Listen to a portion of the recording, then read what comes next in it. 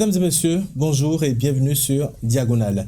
Depuis les 50 dernières années, l'Afrique a connu un peu moins ou un peu plus de 250 coups d'État, malgré le vent de la démocratie qui a commencé à souffler depuis 1990 sur le continent africain. Les velléités de tentatives de remise en cause de l'ordre constitutionnel ne manquent pas. Le Mali, la Guinée, le Burkina Faso, les cas sont légion sur le continent et c'est justement pour comprendre cette tentative souvent de coup d'État au niveau des pays africains que nous avons en plateau, on va dire comme ça, un expert de la sécurité qui va se prononcer sur le sujet. Commissaire Hubert Dadjo, bonjour. Bonjour, cher ami. Merci d'avoir accepté notre invitation. J'anime cette émission avec Joël Chogwe.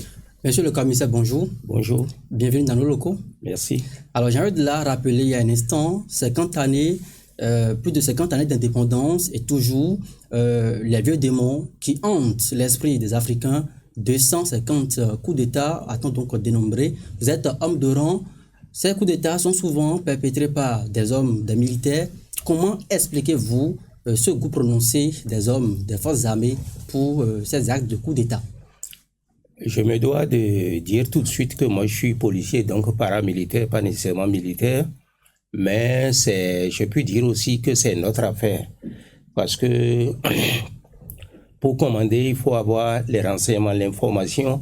Et par rapport à ces informations qui est notre spécialité, je peux me hasarder à expliquer un peu ce pourquoi les serments que nos pays ont connus et les militaires, les différents coups d'État qu'ils ont faits ont eu lieu.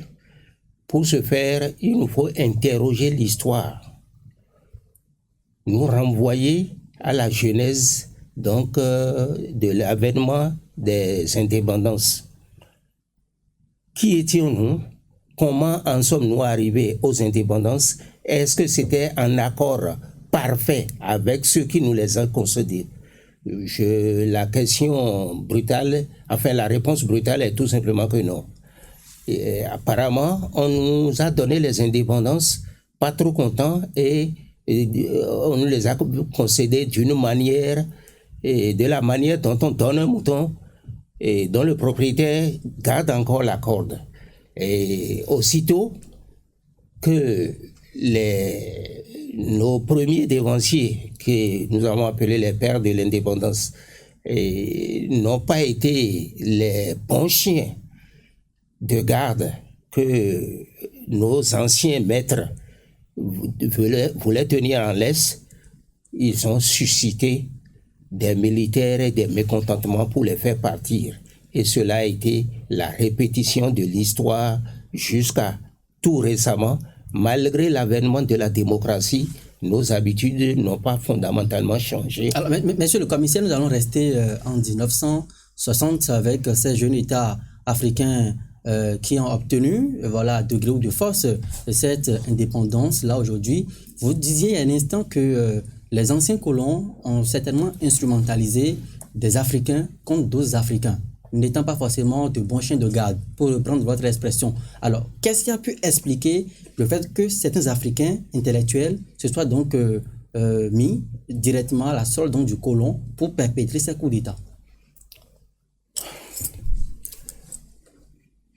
Et il faut d'abord commencer par se convaincre à l'idée que ce ne sont pas nécessairement ceux qui ont lutté pour l'avènement des indépendances qui ont été à la tête de qui ont été les premiers à la tête de nos États.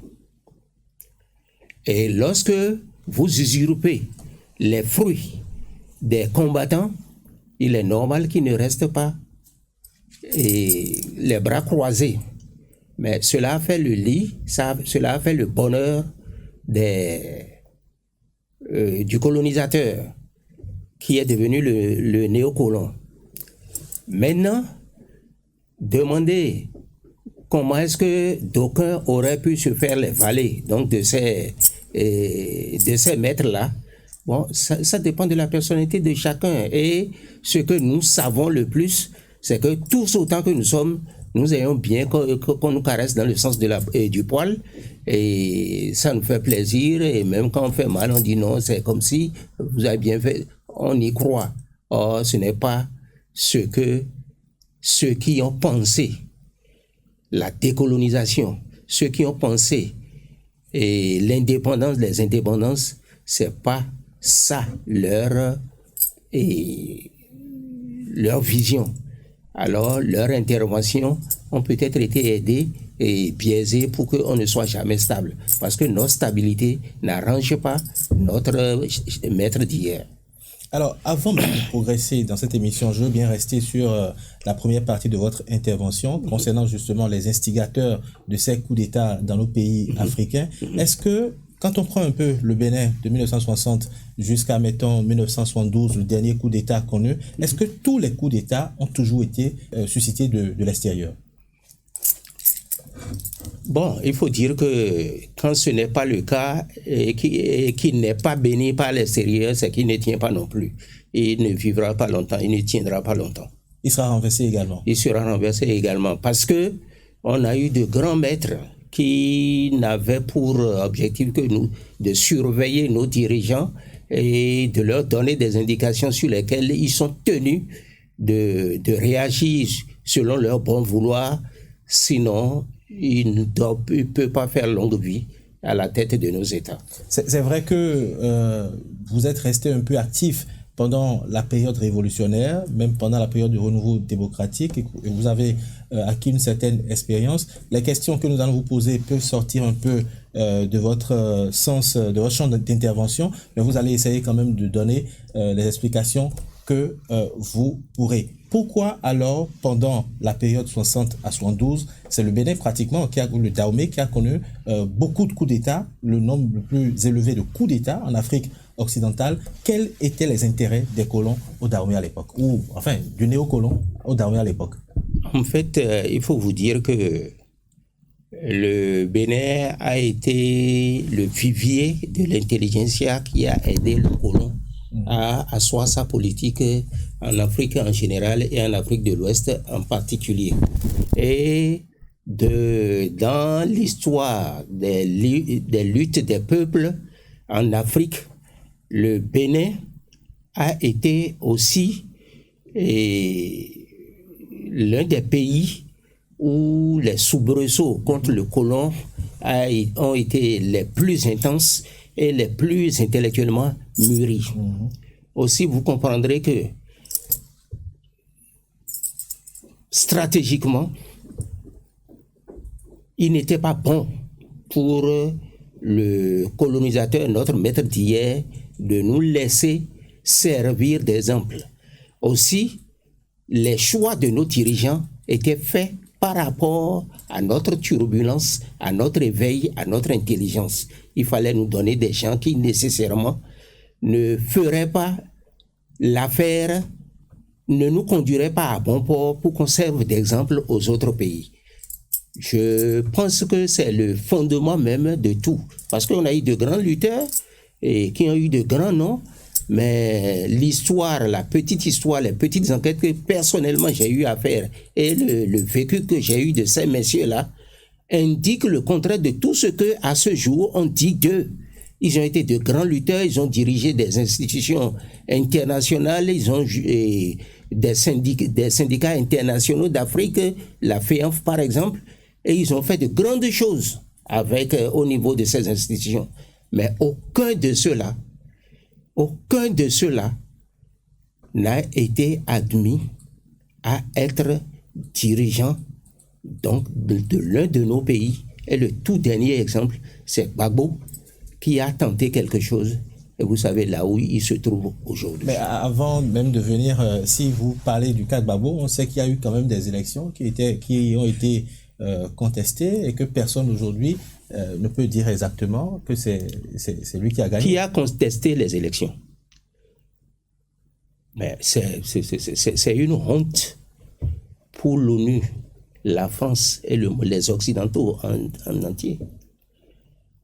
La constitution ivoirienne a indiqué comment reconnaître le président. Qui n'a pas reconnu Gbagbo comme président? Qui a reconnu Alassane Ouattara comme ayant gagné les élections? C'est l'ONU. Est-ce que c'est inscrit dans une constitution? Il y avait quand même eu des soupçons, une vague de soupçons sur la crédibilité même des résultats. Non. Partons des principes. On ne peut pas créer les règles du jeu en plein match. C'est ça. On ne peut pas créer les règles du jeu en plein match. Et de ce fait, moi, je voudrais que sur les principes sacro-saints du pays, on se base pour juger ce qui a été. Et pas finir les résultats des tribulations qu'on a fait connaître à ces messieurs qui ont été déportés sont là aujourd'hui pour indiquer que tout a été montage. Alors, je vais faire donc une marche en arrière, puisque vous parliez un instant avec Jean-Eudes du cas du Dahomey. Le premier coup d'État a été perpétré par le général Christophe Soglo en 1963. C'était donc le président Feu Hubert Maga qui était au pouvoir. Est-ce que vous pensez que c'est une faille de la gestion du pouvoir d'État par les civils qui amène souvent les militaires à organiser ces coups d'État, quand on sait qu'en 1963, il a été dit quand même que ce sont les civils qui ont envahi les rues de Cotonou et les militaires se sont mis devant? Bon, il faut vous dire que chaque individu et chaque peuple mûrit avec l'âge et les expériences. Pour ce qui concerne cet exemple que vous avez donné, nous étions au lendemain des indépendances avec le mécontentement de ceux qui auraient pu être à la place du président Hubert Maga. Parce qu'il y avait une guerre farouche entre Apiti et Maligwe et lui-même. Bon, et il y a les intellectuels qui avaient été au devant donc des luttes qui en fait n'étaient pas portés au goût du jour. Vous savez, pour ce coup précisément que j'ai vécu, c'est vrai que j'étais encore très jeune et en très bas enfin, j'étais adolescent, mettons. Oui, mais je crois que j'avais débuté le collège déjà. Donc, vous imaginez, c'est sur un fait réel que les populations se sont révoltées. Un déni de justice que les gens ont commencé que les populations ont commencé par faire des revendications. Et puisque le gouvernement lui-même ne voulait pas accéder automatiquement à la vérité de ce qui était, eh bien, les militaires en ont pris prétexte pour demander la démission. Ils ont demandé la démission du gouvernement qui a été obtenue. Donc, voilà le sujet. Mais est-ce qu'on peut dire là maintenant que l'instigation est venue donc de la France, l'ancien colon ou bien le néocolon? Vous ne pouvez pas le savoir, mais moi je peux le soupçonner. Le soupçonner parce que même ce que nous faisons aujourd'hui on est le 9 juillet 2020. Un pays qui se respecte, nos services spéciaux devraient savoir pratiquement que nous sommes en train de faire un enregistrement ici. Et à quelle fin? Les Français, les grandes nations savent ce qui se passe dans les pays, dans nos pays, et ce que ça donnera. Nous, on nous a enseigné en Israël, dans les services spéciaux, quand il pleut à contretemps, en un endroit donné, ça a nécessairement des réverbérations. Et ce que ça doit donner, il faut pouvoir anticiper là-dessus. Mais tout est préparé et on nous y amène doucement.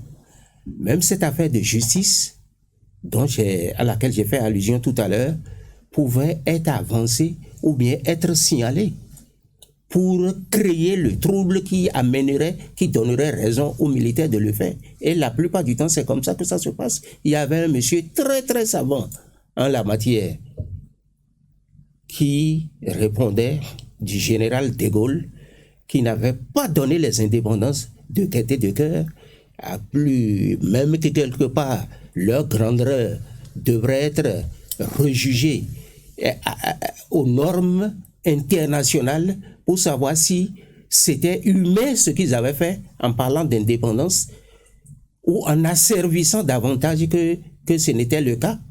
Parce que il y a lieu de penser un peu à leur façon de nous garder sous éteignoir pour qu'on ne se développe jamais. Comment pouvez-vous dire à des individus qui sont indépendants sans leur laisser leurs moyens, je dis leurs moyens, pas les moyens, leurs moyens de développement et de tout faire pour vous les approprier.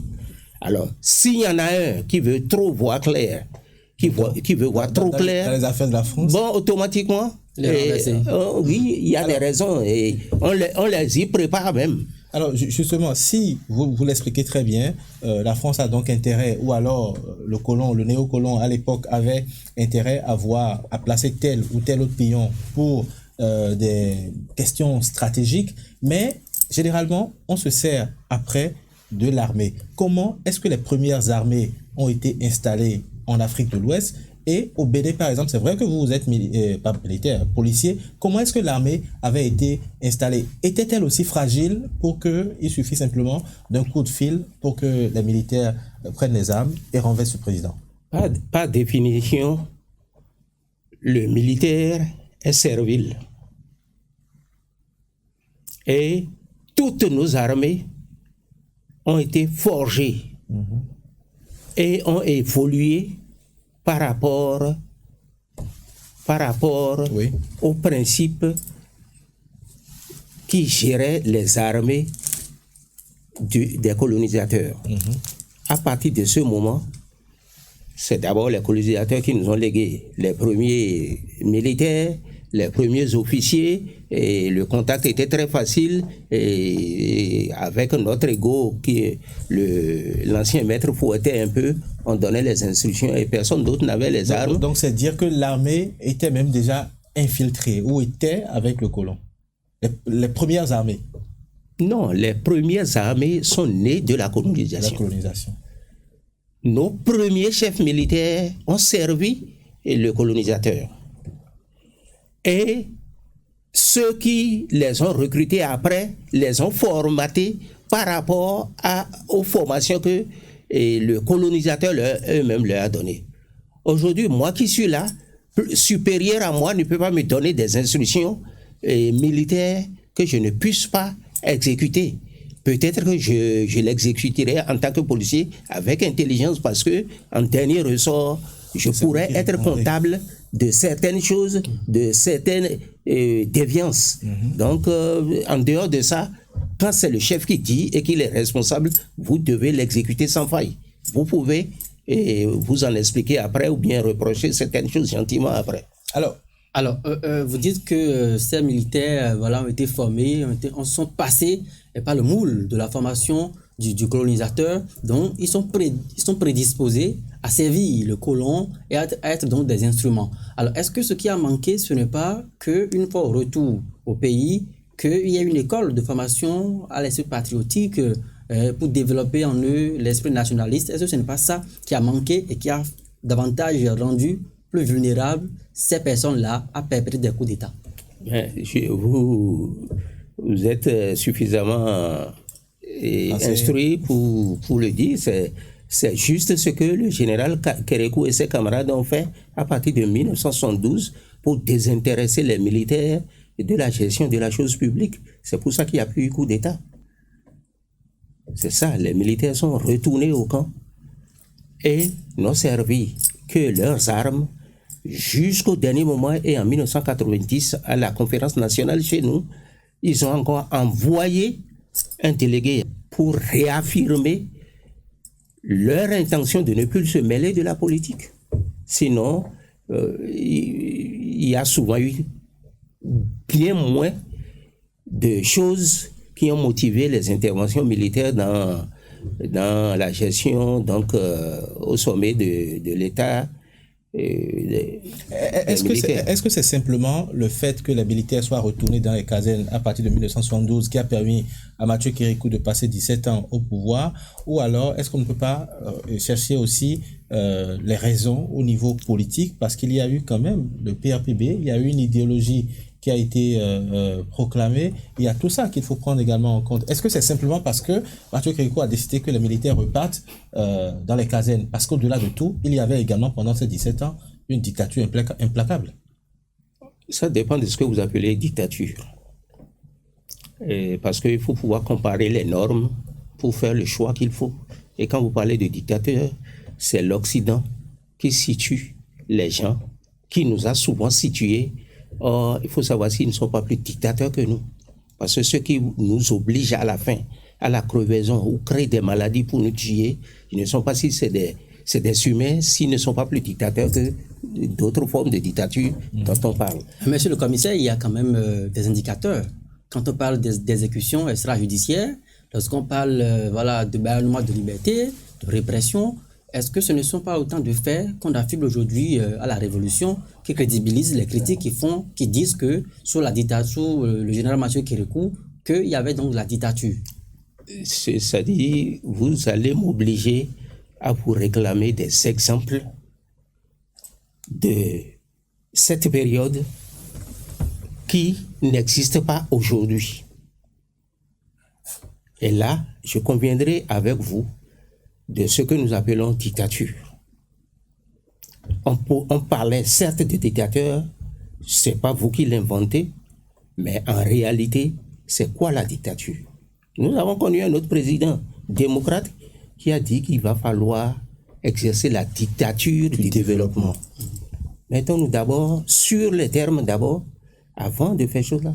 Parce que c'est les valeurs que chaque régime veut promouvoir qui font justement qu'il adopte une certaine politique.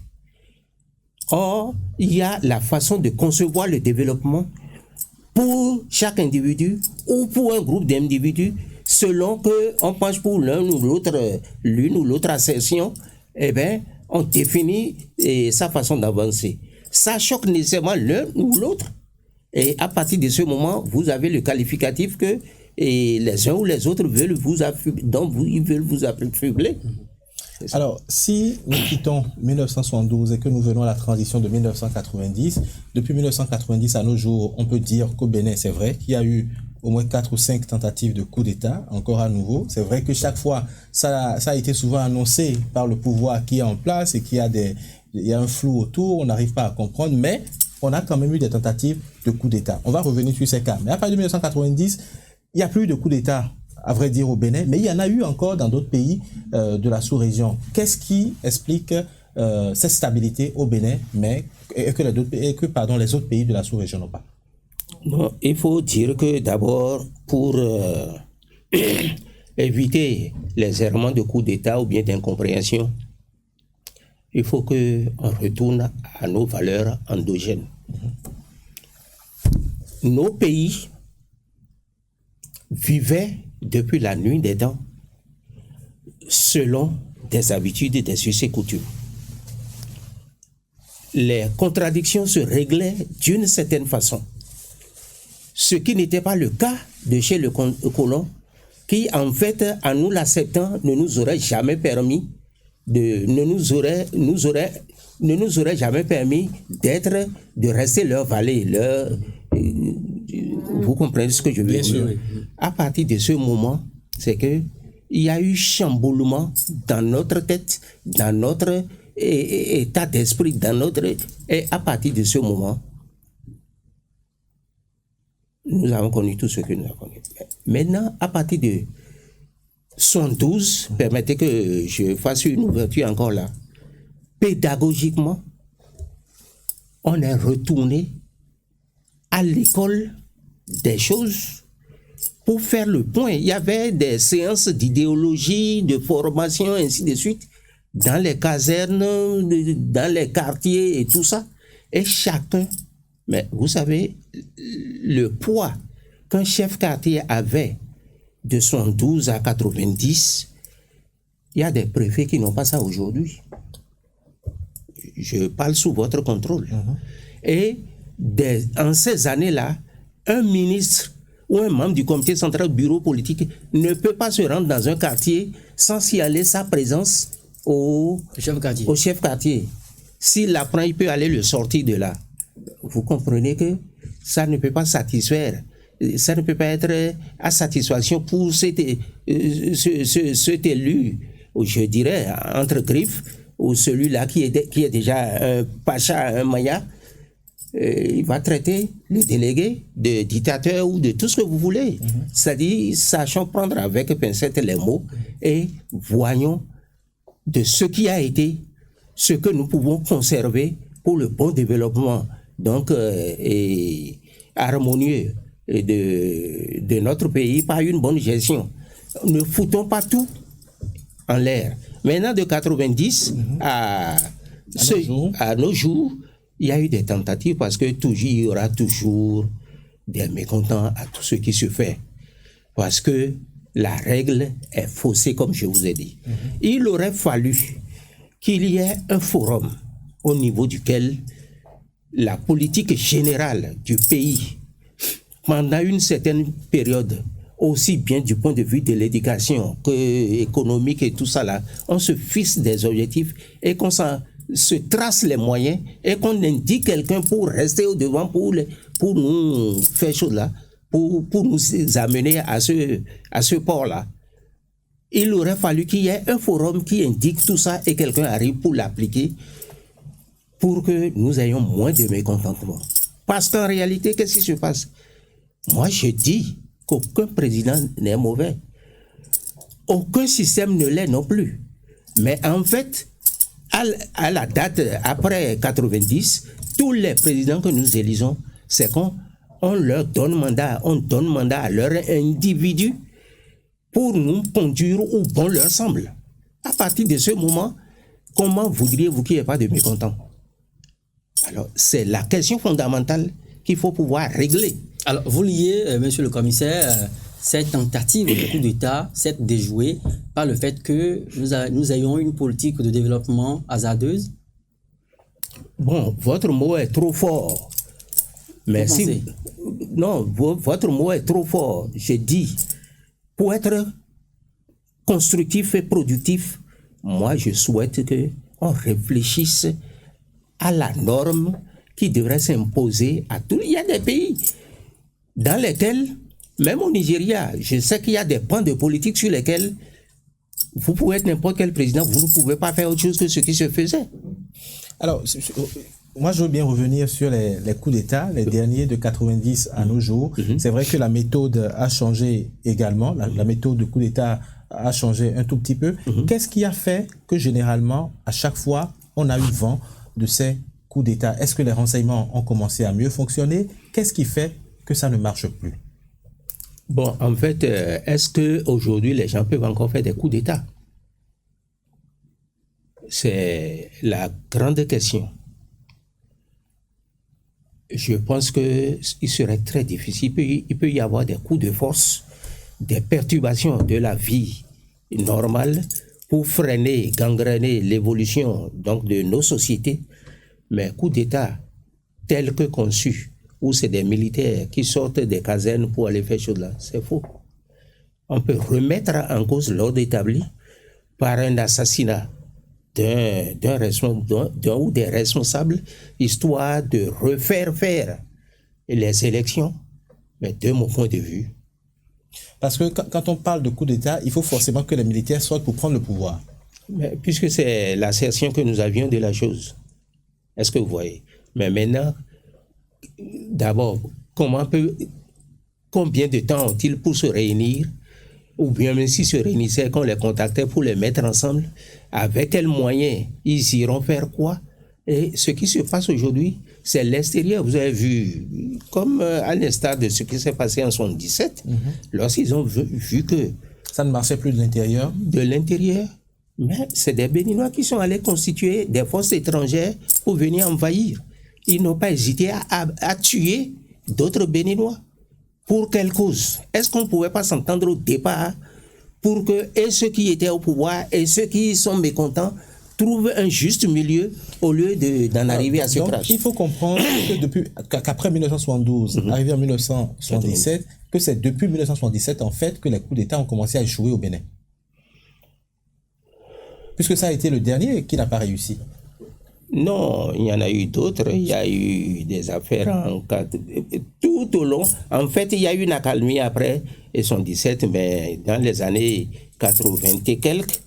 Il y a eu encore des velléités. Oui, 88, 89, tout ça, il y a eu des velléités. Et bon, peut-être que même sous le deuxième mandat de Kérékou, il y a eu des velléités que moi j'ai participé à déjouer. Mais cette fois-là, ça dit qu'il fallait plus faire peur au peuple. C'est-à-dire, cette velléité, comment est-ce que les gens, c'est vrai que vous nous livrez aucun secret, mais quelle forme ça prenait? Comment est-ce que les gens s'organisaient? Je peux vous dire que des hommes politiques mal intentionnés et mal avisés ont été trouvés des militaires de pays riverains. Limitrophes. Oui. Pour venir, par exemple, voir quand Kérékou quitte son palais, à quelle vitesse il fait la distance entre son palais et le rond-point du port. Et quand il arrive là, la vitesse à laquelle son chauffeur fait le rond-point pour qu'on lui tire une roquette sur le véhicule. Mais nous avons su, ils ont été chercher des moyens mystiques pour que leur coup d'État réussisse. Mais quand on a rassemblé toutes les preuves, qu'est-ce qu'on n'a pas fait? On a été au rendez-vous pour leur faire savoir que, bon, le jour où ça va se passer, on sera présent. Mais qui va oser risquer sa vie? Oui, donc ça, c'est un exemple parmi tant d'autres. Il y aura toujours des mécontents contre ce qui se fait, ou alors nous avons en nous, Béninois, surtout quelque chose qui ne va pas, dont on doit se corriger. Si c'est pas moi qui suis aux affaires, pourquoi l'autre? Il faudrait plutôt qu'on cultive la science de se parler, de se dire la vérité pour limiter les mécontentements et niveler autant que possible la façon de faire pour que notre pays se développe dans l'harmonie et ne donne plus raison aux autres de venir nous aider à cracher. D'accord, c'est vrai que les coups d'État depuis 1912 pratiquement n'ont plus jamais réussi. On se rappelle également le coup d'État manqué entre 2014 et 2015 au Burkina Faso, après le départ de Blaise Compaoré, où Kafando était donc en train d'assumer la transition. Il y a une autre faction de l'armée qui allait renverser. On a vu également automatiquement que d'autres factions de l'armée ont pris d'assaut le palais présidentiel pour établir donc l'ordre constitutionnel. Alors, est-ce qu'aujourd'hui, en guise de conclusion, Monsieur Hubert Dadjor, est-ce qu'il faudrait davantage rendre citoyennes les armées et également corser les textes de loi au plan législatif pour pouvoir dissuader et aplanir complètement les intentions de coup d'État? Vous avez déjà tout dit, mais en fait, il y a autre chose à craindre aujourd'hui. Ce que vous avez dit se fait déjà dans la plupart de nos pays, mais le terrorisme au Burkina Faso, ne croyez-vous pas que c'est pour remplacer le coup d'État? C'est pour déstabiliser. La Côte d'Ivoire, croisons les doigts et prions pour que... Les élections à venir? Quelle élection? Si les élections à venir, ce n'est pas un musulman qui prend. Vous ne voyez pas venir. Et il y a plein de choses que c'est-à-dire, même le CFA dont on parle, a pu avoir tué un premier ministre tout récemment. Quel lien vous faites entre le CFA et la mort de Amadou Gon Coulibaly? Bon, c'est vous qui avez appelé le nom, c'est pas moi qui... Vous avez parlé de Premier ministre. Je n'ai appelé le nom de personne, mais qui croyez-vous que en ces années 2020 pouvait encore être à la solde des puissances étrangères pour venir maintenir les pays africains sous le joug de l'ancien colonisateur, si cette personne-là n'est pas d'une certaine nature? Et si celui qui est supposé le remplacer n'est pas de sa nature et de sa trempe, que ne fallait-il pas faire pour maintenir l'ancien ordre? J'ai parlé. Cette question me brûlait les lèvres. Je vais la poser avant que tu nous fasses la conclusion de cette émission, Joël Tchogbe. Est-ce à dire que tout récemment, je crois que c'était la semaine surpassée, on a entendu dire qu'il y avait une tentative de coup d'État au Bénin, qu'une quinzaine de personnes ont été arrêtées. Est-ce à dire qu'il ne faut pas prendre cette affaire au sérieux? Bon, en fait, moi, personnellement, j'ai ri quand j'ai appris ça. Parce que coup d'État, ça donne lieu à des préparations. Et les préparatifs, nous, on les connaît. Et puis, il y a un début d'exécution. On pouvait à tout le moins parler de complot. Mais pas de coup d'État. Pas de coup d'État. Et je crois que ceux qui se fatiguent à parler de coup d'État aujourd'hui se trompent. La seule chose qu'il faut craindre, c'est l'intégrité physique des dirigeants du pays qui, si elles étaient remises en cause, pouvaient rebattre toutes les cartes. C'est tout. Merci à vous, Monsieur Hubert Dadjo. Je rappelle que vous êtes ancien fonctionnaire de la police nationale à la retraite depuis une dizaine d'années. 17 ans, si depuis donc bientôt 20 ans. Merci d'être passé avec vous. Nous avons abordé la question liée au coup d'État sur le continent africain. Avec vous également, nous avons également exploré quelques pistes de sortie, disons-le comme ça, de la crise des coups d'État pour que l'Afrique enfin puisse connaître le réel développement. Et c'est la fin de cette émission Diagonale. On se retrouve dimanche prochain pour un autre numéro.